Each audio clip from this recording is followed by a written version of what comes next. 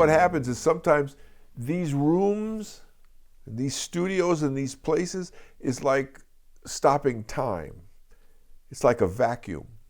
And that vacuum means that only thing that exists here is whatever we make up, whatever the union is. That's why you always have to be careful too as a producer on the other people that you get to be part of the project. Because it's less, I don't need other people or virtuosos to reinterpret what the purpose of it is. You know what I'm saying? Yeah. It's like, save that for your solo record. Our job here is to collectively make this one thing that involves all of us. And to do that, it has to be kind of egoless. I'm not saying Yes. there doesn't have to be a leader, except when you surround yourself with generals, no one has to lead the room. Instead, you know your assignments, and what you do is you agree about the time or the approach or what the schedule is. Mm-hmm.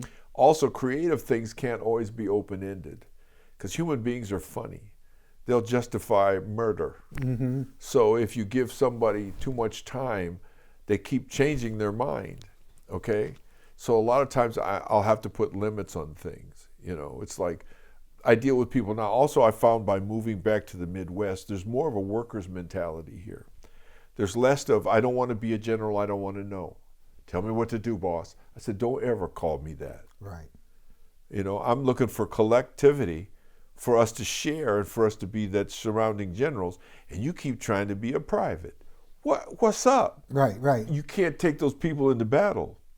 Doing a project is sometimes a battle, okay? You certain people you won't take in the alley with you. You just won't. Right. You know, or certain people do the thing that they do and you don't want to take them outside of that. If you listen to Sweet Thing, Mm-hmm.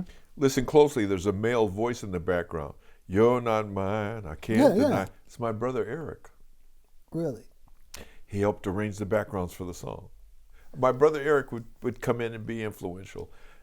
The group members got a little weird after a while because too many Fishers was rolling around. Oh. You know, first my uncle comes in to do the strings, and that gave us a whole nother thing. Because Yeah. he'd listen to the harmonics when he heard the tracks that fit his sensibilities, not necessarily the mundane ones or the simple ones. It's very. I've been listening to that the last couple of days Yeah. and on the plane. I played in bands playing guitar, doing that music, you Yeah. know.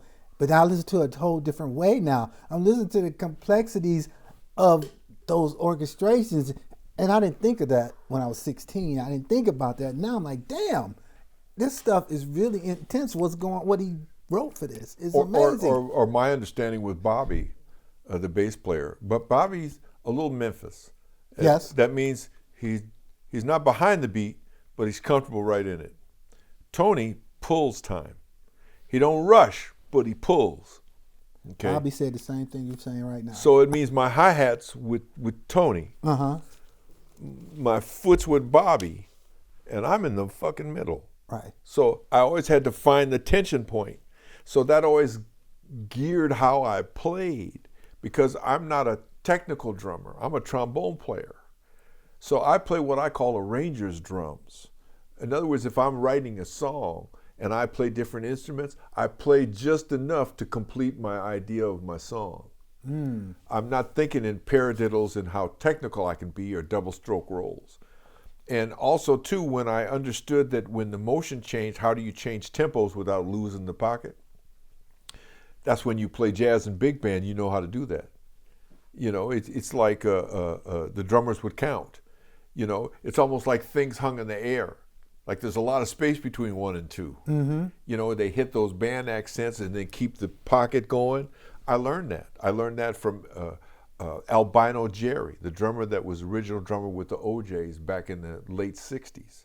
He knew jazz, but he knew the funk. He'd hit the accents, and he'd mute the drum and grab the cymbal and keep the pocket going at the same time, and it swung. Yeah. But Bobby's got that, you know, if you don't keep Bobby interested, if he's doing overdubs, he'll go to sleep.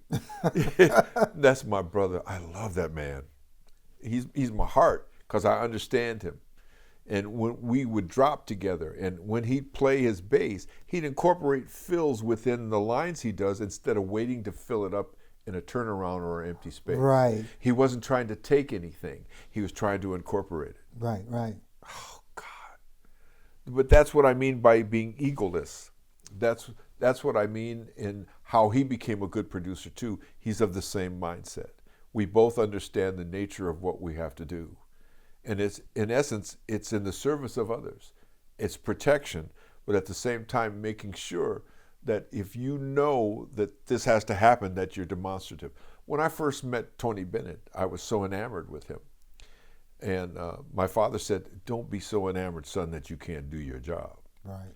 He said, your job is not to go, oh, Tony. Your job is to go, that's flat. We need to do that again. Right.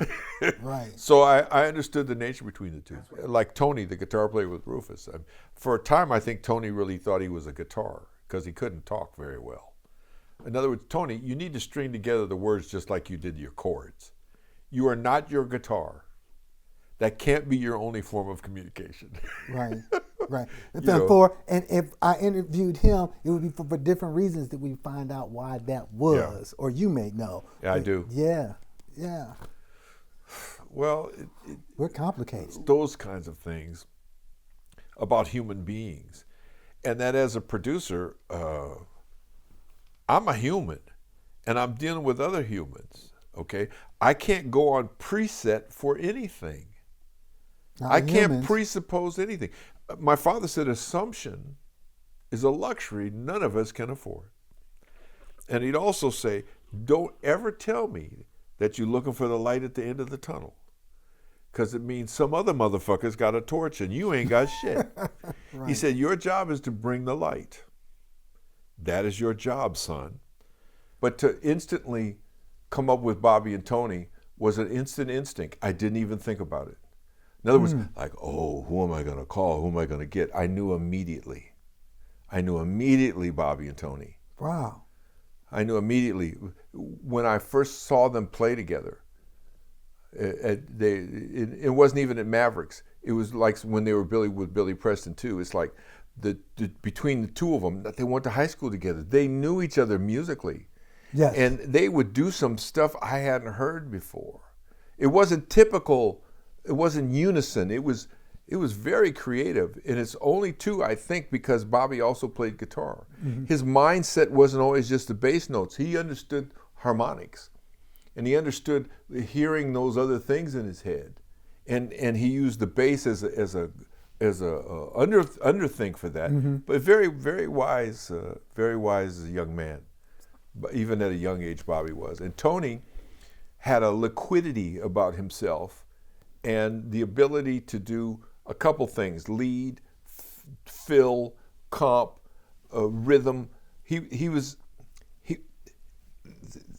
That wound up being his main expression.